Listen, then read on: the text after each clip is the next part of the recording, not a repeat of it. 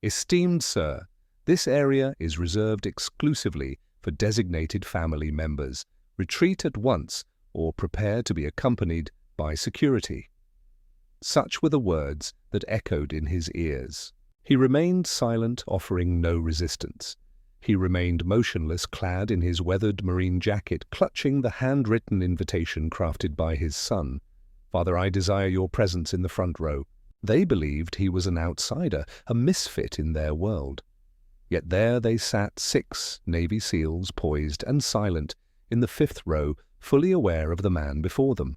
And as they rose, the very fabric of reality shifted. Welcome to Great Man, a realm where the heartwarming narratives of compassion and kindness unfold before your very eyes. Let us unveil the truth of what transpired. The sun had just begun its ascent over the ridge when Grace Monroe glided into the faculty lot of St. Albans College, in the serene embrace of Albemarle County, Virginia. The sky stretched wide and clear. A gentle breeze whispered through the trees, and an enchanting stillness enveloped the morning, a rare and hopeful presence that graces only the most exquisite of dawns, the dawn of graduation day. With a graceful motion, she smoothed the creases in her dress, a prelude to her grand entrance, as she stepped out of her car. In her grasp, she held a program, its significance palpable, where her son's name gleamed proudly halfway down the second column, Robert's List. It read, and she had gazed upon those 2 words no less than 100 times over the past fortnight, each instance igniting a peculiar burgeoning pride that surged within her chest, yearning for release. The auditorium buzzed with anticipation, alive with energy as she made her entrance. Families adorned with vibrant signs, floating balloons and exquisite bouquets. The atmosphere crackled with lively conversations and the dazzling bursts of camera flashes. With a graceful nod, Grace glided toward her designated seat, the 5th row from the front, nestled in the center left, as the usher's hand beckoned her onward. She reveled in the unimpeded sight of the stage before her. She reveled in the sight of the students forming a line, caps askew, shoulders boldly set. Yet beyond all else, it was the spectacle of the crowd that captivated her gaze. In that moment, her gaze fell upon him. He did not make his entrance through the grand threshold like the others. From the shadows of the far side door near the emergency exit, he stepped forth, quiet, deliberate, and utterly alone. He donned a weathered marine dress jacket reminiscent of the one Grace recalled from her father's funeral, its seams frayed and its fit a size too generous at the shoulders. His jeans bore the marks of countless adventures, while his boots, scuffed and weathered, whispered tales of the roads he had traveled. His hand remained elegantly folded behind his back, and while the throng around him swirled with animated chatter, laughter ringing out and ties being deftly adjusted, he remained utterly motionless, a statue unbidden yet impossible to overlook. Grace inclined her head ever so slightly, a gesture filled with intrigue. The man appeared anything but lost. He appeared serene, vigilant, as if he were poised for an impending moment. At last he advanced with deliberate slowness, each step measured and cautious as he approached the front rows. He drew near the cordoned-off area where the gleaming silver placards and elegantly printed name tags awaited his gaze. They read, "Guest of Honor."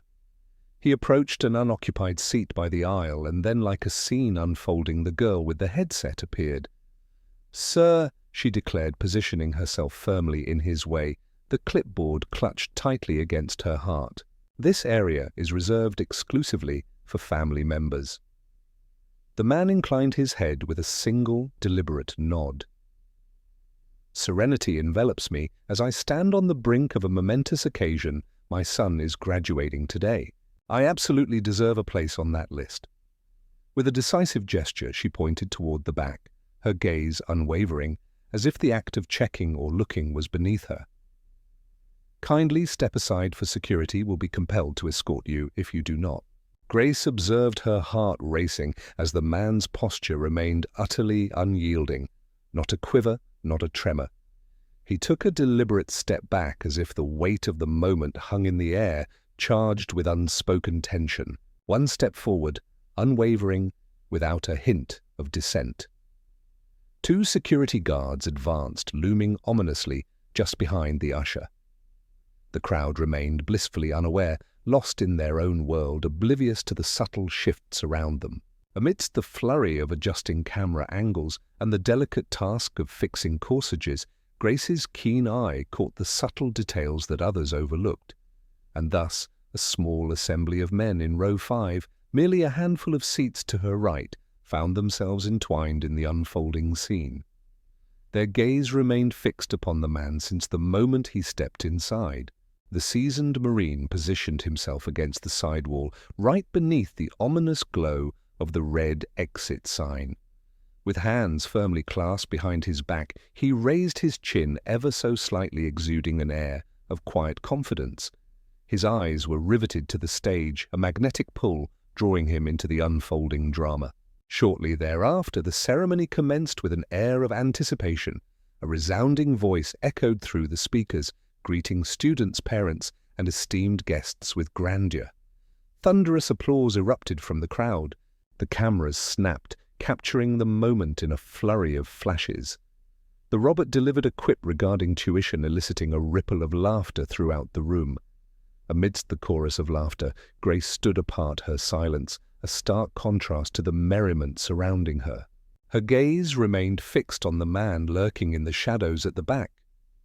Once more, the girl adorned with the headset glided past him, accompanied this time by another member of the staff.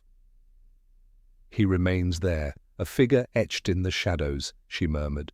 "I doubt he has received an invitation at all. I shall instruct security to monitor him closely." The other responded, a hint of gravity in their voice. Grace sensed a constriction in her chest, not born of fear nor ignited by anger, but from a deeper, more enigmatic source. A peculiar sense of second-hand shame enveloped her, an unwelcome companion that had no rightful claim to her spirit, yet clung to her with an unyielding grip.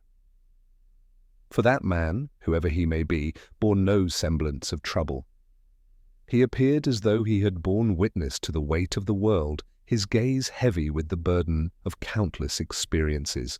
Then emerged the student speaker, a refined young man exuding confidence with his flawless posture and an exquisite suit, the program revealing him to be the Robert's son.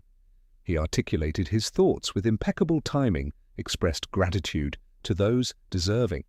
Yet in a surprising twist, he introduced an unexpected element. With a playful chuckle, he extended a heartfelt thanks to the polished family seated prominently in the front, a living testament to the true essence of college values. Laughter cascaded through the crowd, refined and graceful. Yet Grace remained silent, as did the man lurking in the shadows at the back, and the trio of men seated in row 5 shared the same stoic demeanor. They shared fleeting glances, swift and silent, laden with unspoken words. One of them, towering and with a closely cropped haircut peeking from beneath a ball cap, leaned slightly forward as if drawn by an unseen force. "That was for him," he whispered, with a heavy heart. The others exchanged a solitary knowing nod, a silent agreement that spoke volumes. Grace cast a glance back at the stage, then turned her gaze toward the man leaning against the wall. He remained motionless, a figure frozen in time, poised in anticipation, grasping something unseen yet undeniably weighty. In that fleeting instant, Grace Monroe grasped two undeniable truths. The man before her had not arrived to create chaos, and a grave error had been committed. She was unaware of his name, oblivious to his origins, ignorant of the uniform he once donned, or the countless nights he had bravely faced the flames to shield others from harm. Yet amidst the uncertainty, one thing was crystal clear to her. He was not meant to linger in the shadows of the room, not today, not ever. And if no one else was destined to witness it, then perhaps the weight of its revelation rested solely upon her shoulders. The program underwent a profound transformation. One name followed another, echoing through the air. Thunderous applause, blinding flashbulbs. Yet Grace Monroe found herself utterly captivated by the enigmatic figure lurking in the shadows at the rear of the room, a presence that eluded the notice of everyone else around her. A few rows behind her, the three men continued to observe him intently, delicate yet purposeful. Their stance stood in stark contrast to the crowd's easygoing fervor. They straightened their posture, falling into a hushed stillness as if bracing themselves for an inevitable revelation they had long anticipated. As the ushers shifted once more, this time clutching a security clipboard, Grace leaned forward in her seat, her brow knitting in concern. The man stood still, offering no resistance as one of them drew near. He pivoted ever so slightly, attuned to the hushed words of the guard, their meaning veiled from Grace's ears, yet her eyes captured the unmistakable reaction that followed. The man shook his head with a subtle grace, then responded with a resolute tone, though not raised in volume. "I assure you I'm not the source of any disturbance," he declared. "My son implored me to be present in this moment. I shall remain steadfast, unwavering, until the moment he graces that stage with his presence." The guard straightened his posture, striving to command authority in the moment. "My esteemed sir, I implore you to accompany me forthwith." Grace cast her gaze about her eyes, sweeping the surroundings with an air of anticipation. No one else seemed to notice.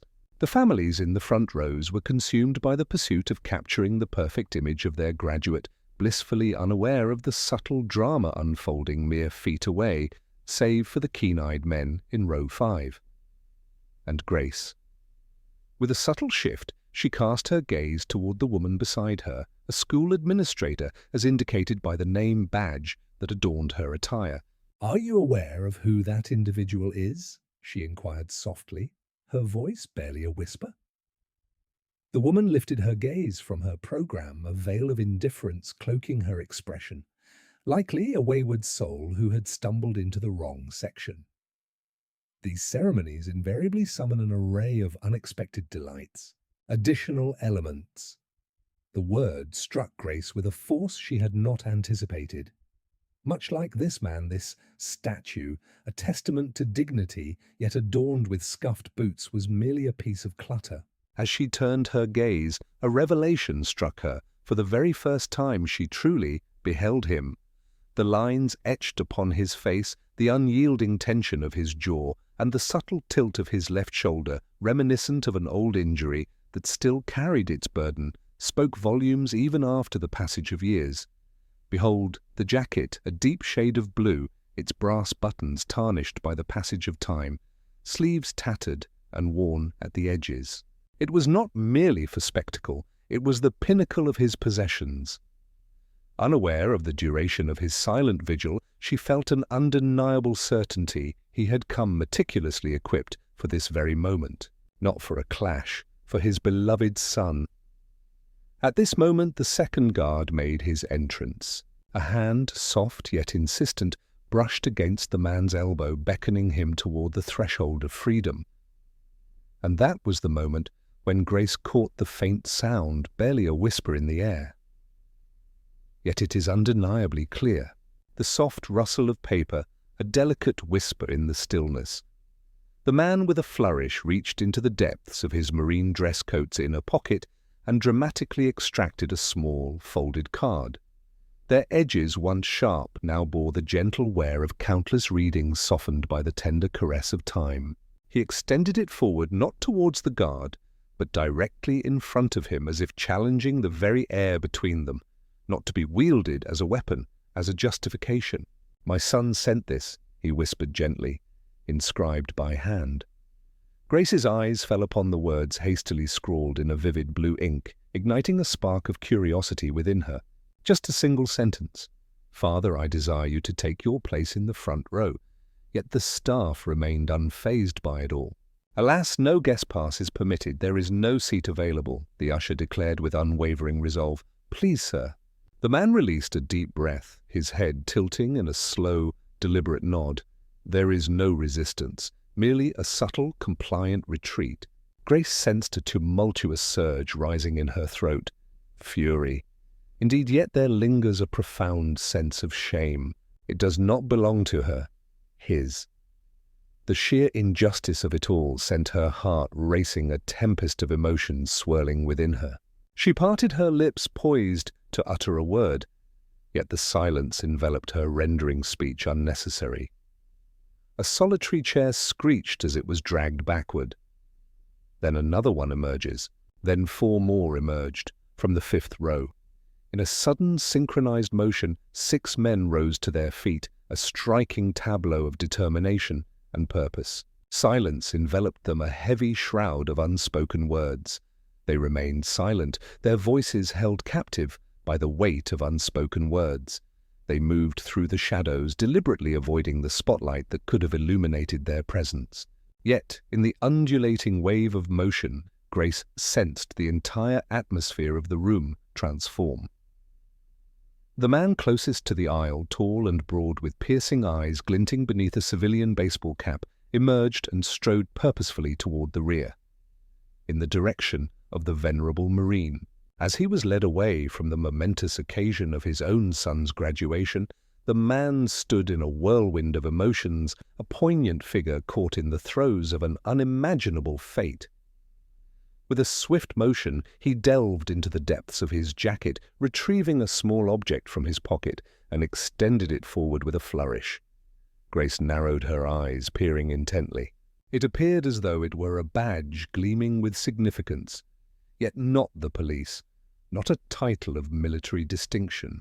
It shimmered beneath the overhead lights, a radiant gold adorned with ethereal silver wings.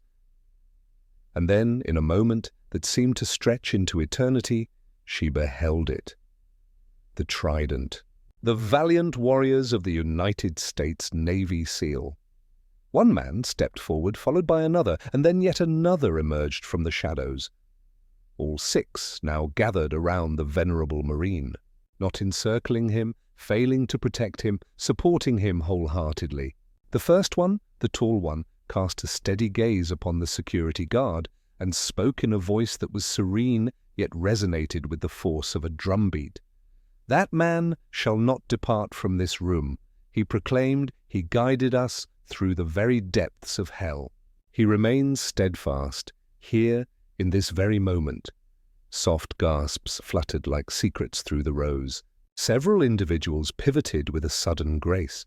Many remained in the shadows of confusion, unable to grasp the depths of the truth. Yet Grace did. With deliberate grace, she rose to her feet, her gaze unwaveringly fixed upon the aged Marine, a name that remained a tantalizing mystery to her. Yet his value remains unchallenged, for no one acquires a seal to represent them by mere chance. "None shall receive 6. The guards stood motionless as if time itself had come to a halt, gazed intently between the men. Then at the badge. Then the crowd, now fully captivated, turned their gaze. The usher, having dismissed him, recoiled with wide eyes while the seasoned Marine stood resolute. He refrained from reveling in his triumph. He did not raise his head in a display of pride. He averted his eyes, letting them fall to the ground beneath him. For it was never a matter of seeking vindication. It was a matter that he never sought a request for a place to witness his son, a chair that remained forever absent. Grace cast her gaze once more upon the woman standing beside him. Yet in this moment she refrained from inquiring. With a voice laced in certainty, she proclaimed that by the time this day reaches its conclusion, that man's name will resonate with significance. With a graceful movement she stepped aside, parting the way before her. For whatever unfolded in the moments that followed, she understood that the auditorium had just borne witness to the inception of something far grander than any mere program or rehearsed address. Something truly profound, something that has been rightfully claimed. From the shadows of the room, it emerged a place where the finest seat was never bestowed yet, where genuine honor had quietly stood, unwavering, all along. The room lay still, suffocating in its silence. For what felt like an eternity, the only sounds that pierced the stillness were the relentless hum of the overhead lights and the faint rustle of programs being anxiously tucked away beneath seats. The 6 men stood resolutely shoulder to shoulder, their civilian attire failing to conceal their true identities any longer. The badges they held glimmered in the auditorium's light, small yet radiant and utterly undeniable. Navy SEAL tridents, symbols of valor and unwavering commitment. Grace Monroe remained utterly still. Her pulse throbbed in her ears, a relentless drum echoing the urgency of the moment. Yet her feet remained motionless. By this moment, all those surrounding her had shifted their gaze. Conversations hung in the air, abruptly silenced in the midst of their flow. Devices descended their screens, dimming into silence. Laughter hung in the air, a fleeting echo that seemed to have never truly found its place. And there he stood, the man at the heart of it all, unyielding and serene, the invitation delicately folded within his grasp. His jaw was clenched, not in fury, but in a fierce battle of self-control. The towering SEAL advanced with purpose, each stride echoing with determination. When his voice emerged, it was a soft murmur, yet it resonated powerfully throughout the entire room. "You cannot cast him aside," he declared. "Indeed, you shall not." He halted, casting his gaze toward the throng. "This man guided us through flames, through muck, through the very essence of sacrifice." As the world crumbled into chaos around us, he remained resolute at the forefront. He pivoted sharply, his gaze locking onto the guards once more. He remains confined within these 4 walls. Silence enveloped the room, a heavy stillness where applause should have resonated. Silence enveloped the room, a heavy stillness where applause should have erupted. Yet a transformation occurred. It was not a cacophony. It was a silence that held the weight of solemnity. As if the room itself was stirring from a deep slumber, shame had drawn back the curtain on its own dramatic display. Then from the left side of the auditorium, another voice surged forth, cutting through the silence like a bolt of lightning. It was not youthful long. It lacked authority, yet it prevailed. A man stood aged and dignified, his chest adorned with military medals that glimmered with pride beneath a somber grey jacket. A handful of gazes shifted, drawn by an unseen force. A handful of breaths were caught in astonishment. Indeed, Grace did as well. She instantly recognized the uniform, a symbol of authority that stirred a whirlwind of emotions within her. A Charles, a figure of authority and valor, commanding respect and admiration in every stride.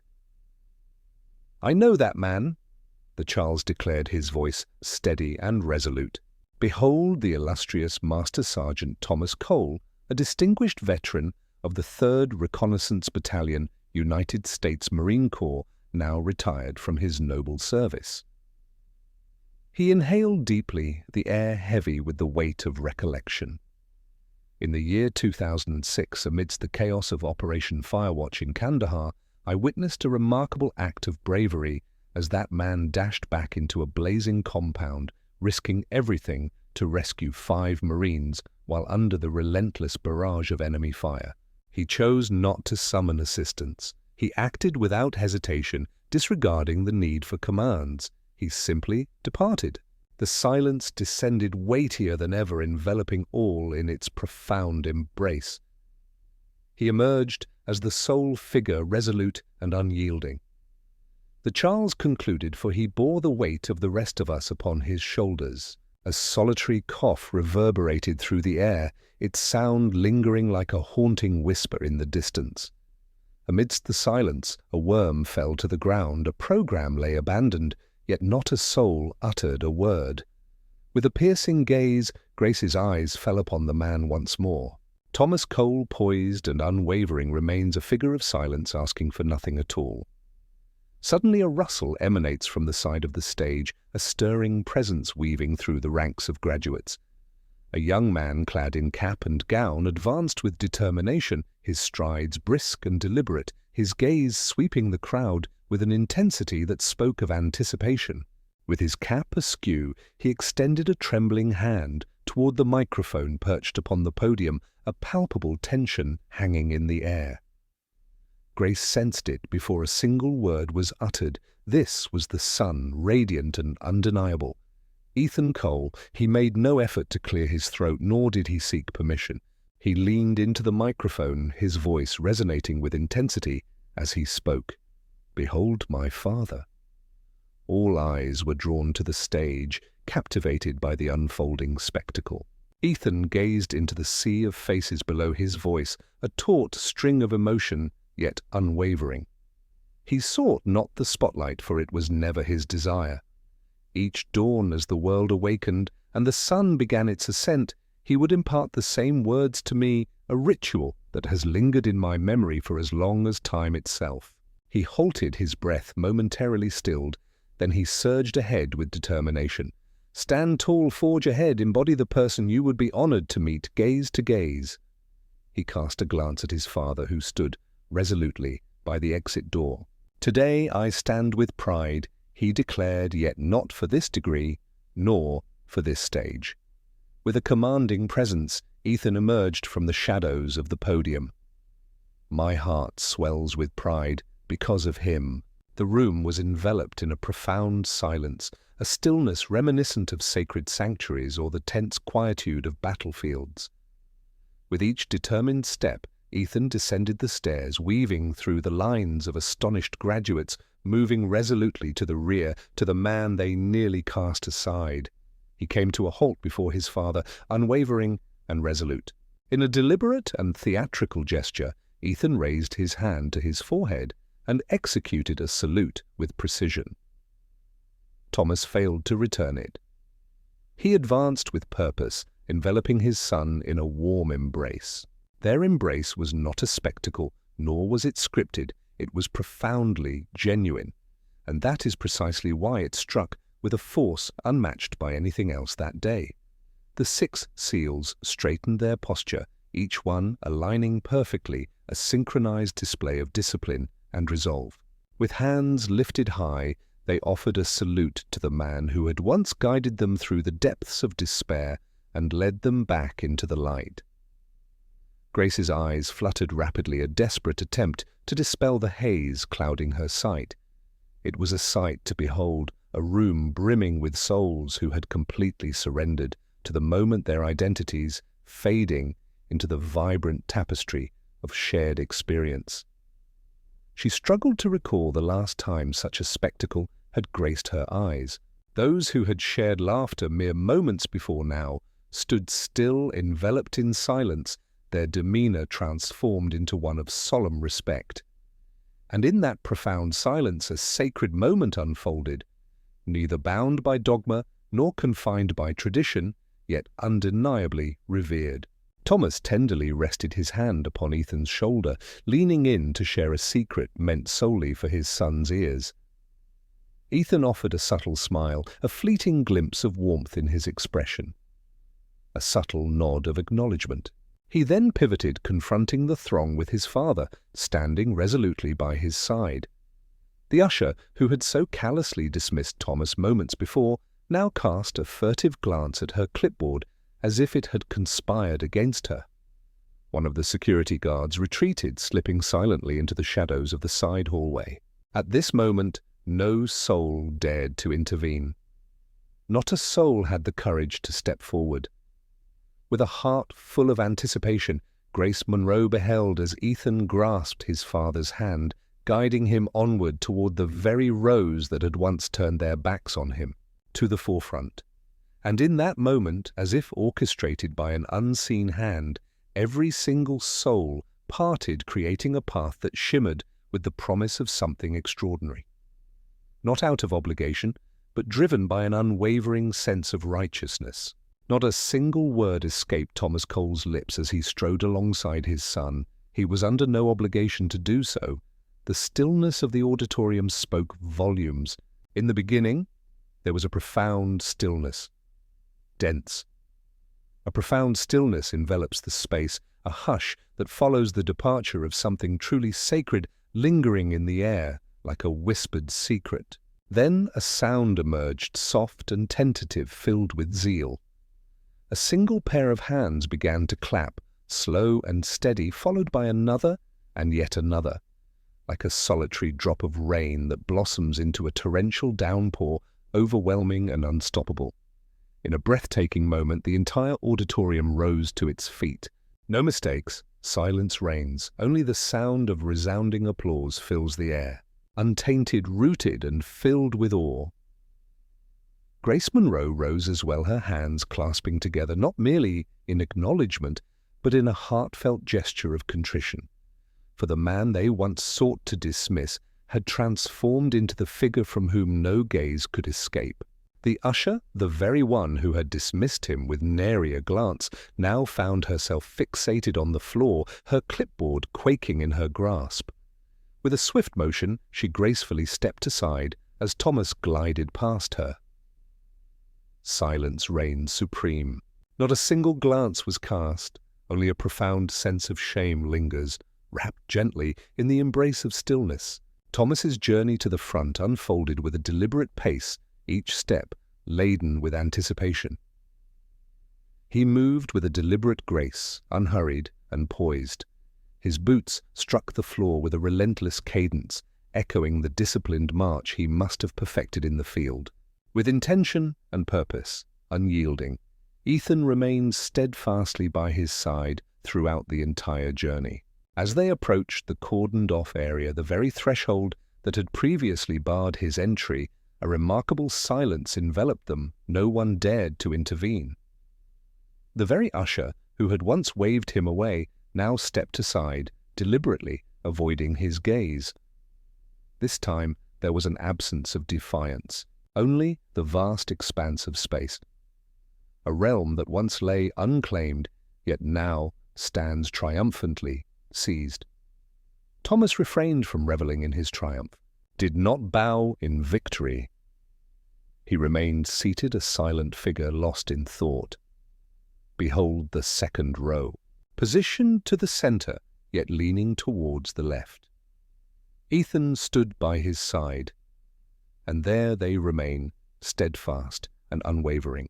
With their arms steadfastly at their sides, the 6 seals stood resolutely at attention. They remained steadfastly away from their seats. There was no necessity for them to do so. They lingered in the shadows, a presence just beyond his reach. Not here, not now, not alongside. In the shadows, lurking just out of sight, in the very place they had always resided. The ceremony continued, yet the atmosphere had shifted dramatically. As the Robert ascended the podium once more, a heavy silence enveloped the room, his lips sealed in anticipation. He cast his gaze upon the gathering, locking eyes with Thomas, and lingered in a moment of suspense, clearly disturbed. When his voice finally emerged, it was but a whisper, diminished from what it once was.